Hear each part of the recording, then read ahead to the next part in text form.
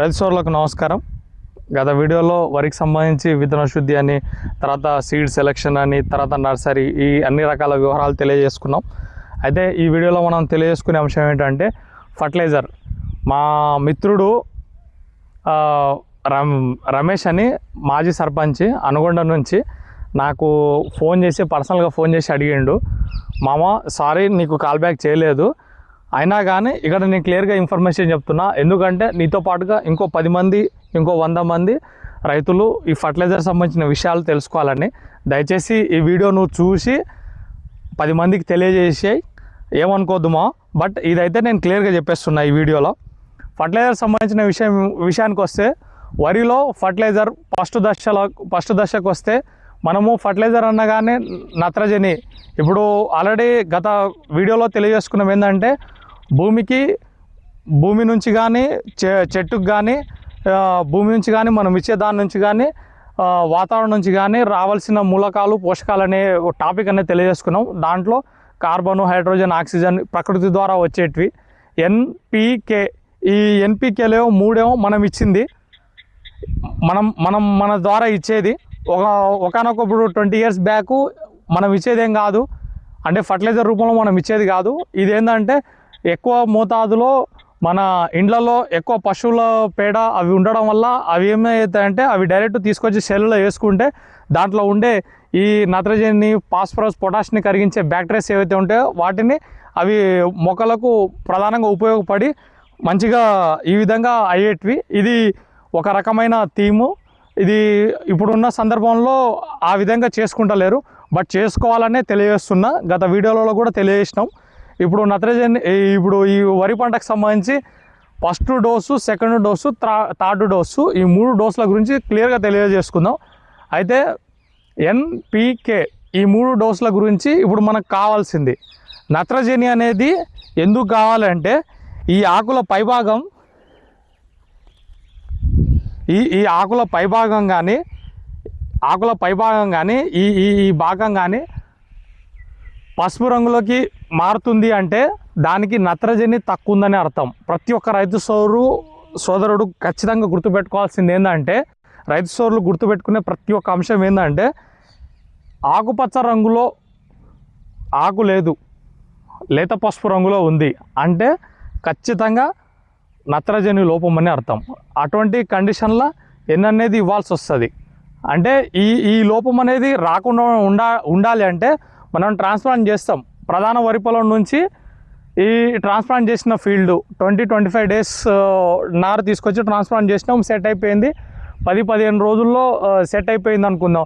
అయితే ఈ 20-30 రోజుల కాల వ్యవధిలో వేసుకునే దానికి ఎన్ కానీ, పి కానీ, కే కానీ వేసుకునే ఎంత మోతాదు అంటే, యూరియా అనేది 1 బ్యాగు సరిపోతుంది.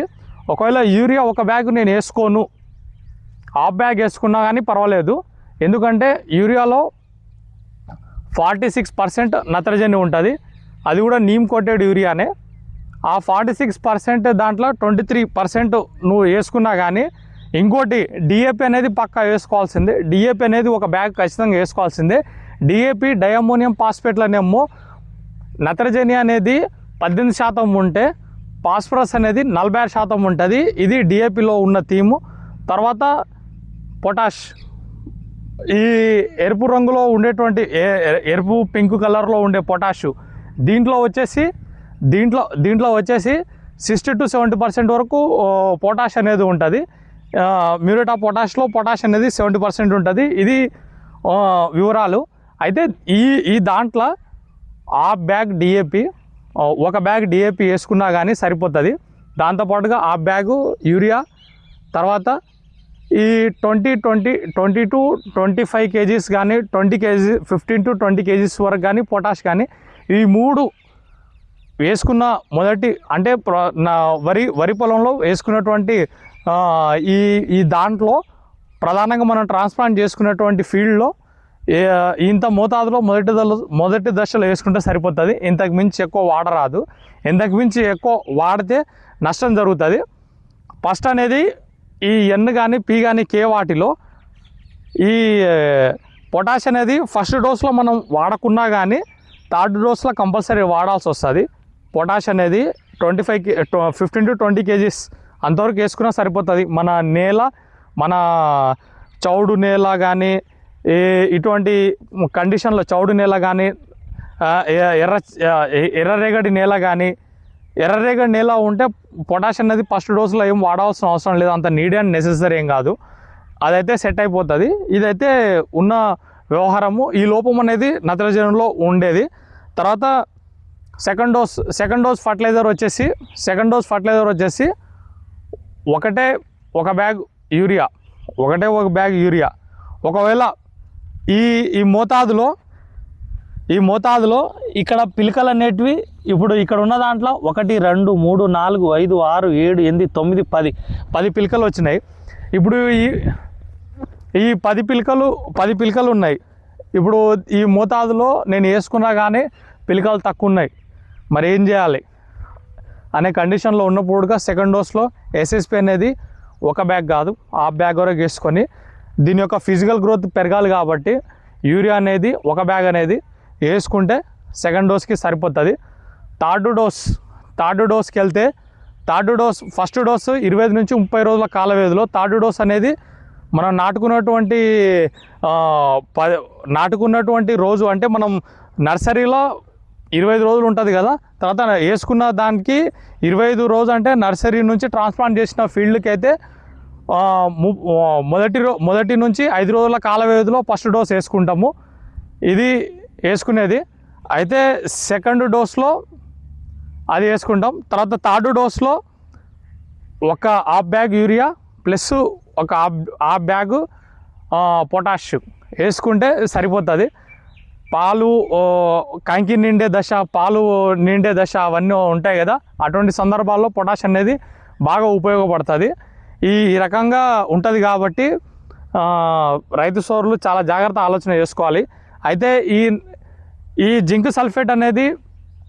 జింక్ అనేది ఫస్ట్ స్టేజ్లో జింక్ అనేది వేసుకుంటారు. కొన్నిసార్లు నేల స్వభావాన్ని బట్టి జింక్ వేసుకుంటారు. బాగా బంకమన్ను నేలలు అయితే జింక్ అనేది వేసుకుంటారు.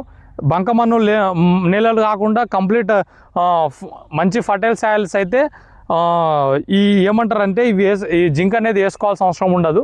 ఇది దీనికి సంబంధించినటువంటి ప్రధానమైన అంశం. ఒకవేళ ఇది కాకుండా జీలుగా అనేది వేసుకున్నా కానీ ఈ ఫర్టిలైజర్ మోతాదు అనేది ఫస్ట్ డోస్ వేయకున్నా కానీ సరిపోతుంది. సెకండ్ డోస్, థర్డ్ డోస్ వేసుకుంటే సరిపోతుంది. జీలుగా లాంటివి, పిల్లి పెసర, దయించ ఇట్లాంటివి అన్నీ వేసుకొని, మినుములు, పెసరలు అట్లాంటివన్నీ వేసుకొని కలిపెట్టుకొని దున్నుకునే సందర్భంలో నత్రజని, ఫాస్ఫరస్ అనేది ఎక్కువ వాడకం అనేది అవసరం ఉండదు. ఎందుకంటే భూమి లోపలికి సహజంగా వచ్చేస్తుంటాయి కాబట్టి అవసరం ఉండదు. ఇది దీనికి సంబంధించిన ఫర్టిలైజర్ సంబంధించిన వివరాలు. అయితే దీంట్లో 3-4 రకాల ఇన్ఫర్మేషన్స్ ఇంకా క్లియర్గా తెలియజేస్తాను. అయితే ఈ ఆకులలో ఈ పసుపు రంగులో లేత పసుపు రంగులో మారుతున్నాయంటే నత్రజని లోపం అని తెలియజేసినాం కదా. ఒకవేళ ఈ ఆకుగాన తర్వాత ముదిరిపోయి ఇట్లా దగ్గరికి అయినట్లు గాన అనిపిస్తే ఫాస్ఫరస్ లోపం అని. తర్వాత దీంట్లో ఈ ఆకుగాన పర్పుల్ కలర్ల కంటే ఈ కొన భాగాలు ఎండినట్లుగానే వస్తే పొటాష్ లోపం అని. ఈ 3 రకాల లోపాలు అనేటివి వీటిలో ప్రధానంగా ఉండే అంశము.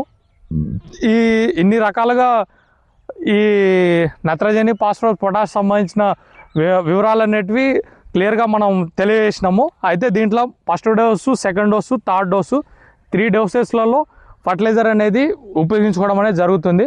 రైతు సోదరులు ఇటువంటి విషయాలు చాలా జాగ్రత్తగా గమనించి ఫర్టిలైజర్ అనేది ఎక్కువ మోతాదులో వాడకుండా తక్కువ మోతాదులోనే వాడుకొని, ఒకవేళ ఒక